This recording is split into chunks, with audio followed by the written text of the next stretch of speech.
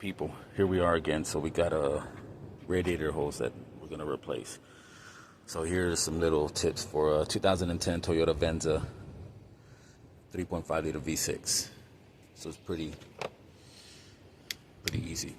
This is the upper radiator hose, and that is the lower radiator hose. So you go ahead and clamp this one, put it back this way. Do the same thing with this one. Clamp it, pull it back this way. Twist it off like this.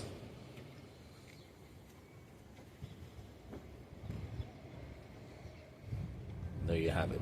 It'll pop right off. So there's a little tip for DIY, how to replace the upper radiator hose to a 2010 Toyota Venza. Thanks for watching.